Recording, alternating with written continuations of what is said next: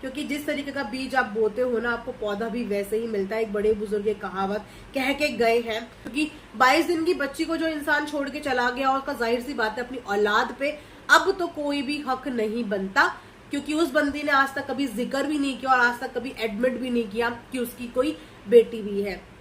Hello friends, good morning and welcome back to my channel Earth Mom Dehradun. और मैं हूं ज्योति, welcome करती हूं आप सभी का अपने चैनल में। जो भी चैनल में न्यू है, मेक श्योर चैनल को जरूर सब्सक्राइब कर दीजिए। तो आज के थंबनेल से आप लोग समझ ही गए होंगे कि हम किन के बारे में बात करने वाले हैं। So without further delay let's get start the video. जो लोग टोमल ठकराल के बारे में नहीं जानते हैं, क्विकली मैं उनको अपडेट दे देती हूँ। तो टोमल ठकराल एक बहुत ही फेमस इन्फ्लुएंसर है। इनका YouTube चैनल भी हुआ करता था, लेकिन अब इन्होंने वो YouTube चैनल अपने भाई को दे दिया है। और इनके भाई हैं टारस ठकराल। और अभी कुछ टाइम पहले ही आपने इनके भाई टारस ठकराल और इनकी एक्स भाभी स्नेहा सचदेवा का डाइवोर्स का काफी कंट्रोवर्सी सुनी होगी। उसी समय पे इनकी कंट्रोवर्सी भी बहुत ही हाई पकड़ी थी और लोग इन्हें काफी ज्यादा जानने लगे थे।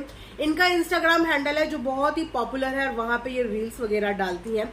हाल ही में इन्होंने अपनी दूसरी शादी की थी, जिसकी वजह से सारी कंट्रोवर्सी क्रिएट हुई थी, क्योंकि जो दूसरी शादी इन्होंने की थी वो इनके सेकंड वाले इन लॉज की फैमिली को बिल्कुल भी नहीं पता था। और जब इनके एक्स हस्बैंड ने इनका वो शादी वाला राज खोल दिया, तो उसकी वजह से इनकी सेकंड मैरिज में बहुत सारी प्रॉब्लम्स का सामना इन्हें करना पड़ा। तो अब आप लोगों को क्लियर हो गया होगा कि टोमल ठकराल कौन है, क्योंकि मेरे पास कमेंट्स आ रहे थे कि मैम ये है कौन, थोड़ा सा इनके बारे में बता दो, जिन ऑडियंस को इनके बारे में नहीं पता।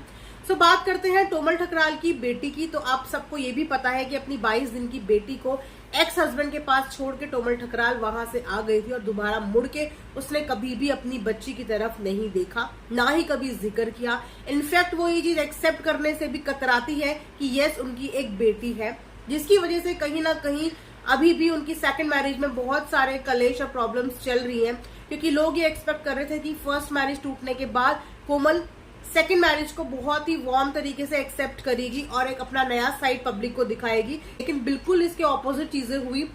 टोमल ने जो गलतियां अपनी फर्स्ट मैरिज में करी होंगी, शायद वही गलतियां वो अपनी सेकेंड मैरिज में भी दोहरा रही है, क्योंकि इन-लॉज के साथ उनके कनेक्शंस बहुत ही ज्यादा कमजोर नजर आ रहे हैं। वो बिल्कुल भी इन-लॉज को भाव क्या इज्जत भी नहीं देती है, उनके साथ रहती भी नहीं है। उनके सुख दुख कहीं पे भी टोमल का कहीं भी कोई स्टैंड और उनके लिए खड़ी हुई नजर टोमल नहीं आती है। ठीक है, तो ये तो है इनकी सेकंड मैरिज की कॉम्प्लिकेशंस जो सबको दिखने को मिल रही है। और अब एक न्यू चीज जो कल सामने आई है, टोमल ठकराल के एक्स हस्बैंड ने अपना कल एक व्लॉग शेयर किया। उस व्लॉग में उन्होंने ये बताया कि उनकी बेटी 2-3 दिन से व्लॉग में नहीं आ रही थी। तो काफी सारा ऑडियंस ने उनसे क्वेश्चन किया, उनका कमेंट सेक्शन में पूछा कि जानू कहाँ है। उनकी बेटी का नाम जानवी है, टोमल ठकराल और टोमल ठकराल के एक्स हस्बैंड की बेटी का नाम जानवी है। तो बहुत सारी ऑडियंस जो जानू के लिए वीडियोस देखती है, व्लॉग देखती है, उन्होंने पूछा, कंसर्न दिखाया कि जानू कहाँ है। देन कल उनके हस्बैंड ने आके ये बात क्लियर करी कि जानू की तबीयत ठीक नहीं है। और मुझे ये चीज उनके हस्बैंड की बहुत अच्छी लगी कि उन्होंने ये इस चीज को समझा और बोला ये बात कि मैं हर चीज वीडियो में शूट करके नहीं दिखा सकता।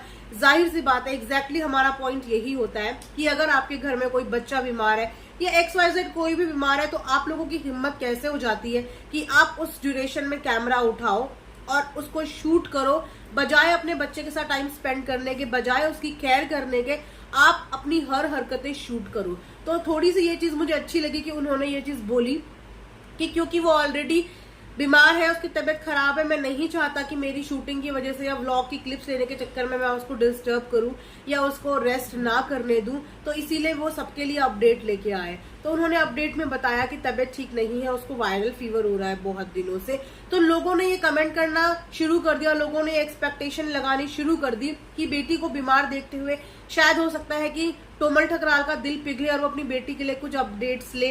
तो दोस्तों ऐसा कुछ भी नहीं है, क्योंकि अभी तक ऐसा कुछ भी न्यूज नहीं आई है कि टोमल ने अपनी बेटी के लिए कंसर्न दिखाया है या वो अपनी बेटी से मिलने गई है या कभी उससे फोन पे बात की है। पता नहीं कभी लाइव उन्होंने शक्ल अपनी बेटी की देखी भी है या नहीं देखी है।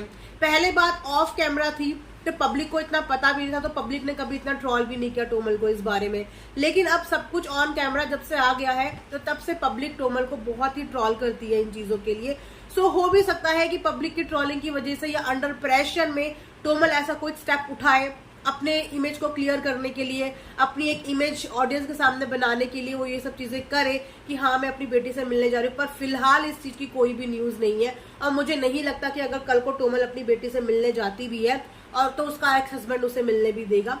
साथ ही साथ टोमल ठकराल की जो सेकंड सास है वो भी बहुत ज्यादा परेशान होती हुई नजर आई है। अगर आप इनकी दोनों सास को देखोगे ना तो दोनों ही लेडीज बहुत ही अच्छी थी। वहां पे अगर एक्स हस्बैंड की सास देखोगे तो वो भी काफी अच्छी डाउन टू अर्थ लेडी है, जिन्होंने अपनी पोती को संभाला है, इस एज में भी वो उसे संभाल रही है, उसकी सारी चीजों का ध्यान रख रही है।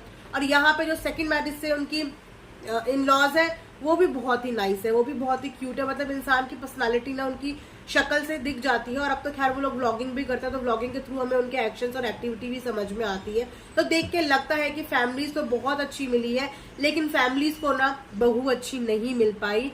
सो अभी भी अपने अंदर की थोड़ी इंसानियत जगा लो, अपने अंदर की थोड़ी ममता जगा लो, क्योंकि कर्मा कभी भी कर्मा बैक फायर कर सकता है। तो अपने कर्म को इतना खराब मत करो कि किसी माँ का दिल तोड़ो और किसी बच्चे को रुलाओ। सो इन सब चीजों को जो ब्लंडर आपने कर दिया है ना, इन सब चीजों को कलेक्ट करो और एक सही डायरेक्शन में चलो, जो शायद आपके लिए भी सही होगा और आपके इर्द गिर्द आपसे जुड़े हुए लोगों के लिए भी सही होगा। तो हम तो ह्यूमन ग्राउंड पे आपको एक अच्छी ही एडवाइस देंगे, बाकी मर्जी आपकी है।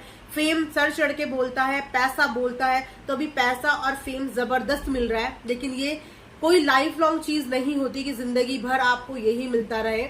तो ये कभी भी गिर सकता है, लेकिन रिश्ते आपके हमेशा आपके साथ होते हैं और आपको मजबूत बना के रखते हैं। तो जिन रिश्तों को आपने पीछे छोड़ दिया है और जिन रिश्तों को आपने तोड़ दिया है, उन रिश्तों को कलेक्ट करो और अपनी आगे की जर्नी अच्छी करो, हम बस यही बोलेंगे। So thanks for watching Earth Mom Dehradun and don't forget to like, share and subscribe my channel.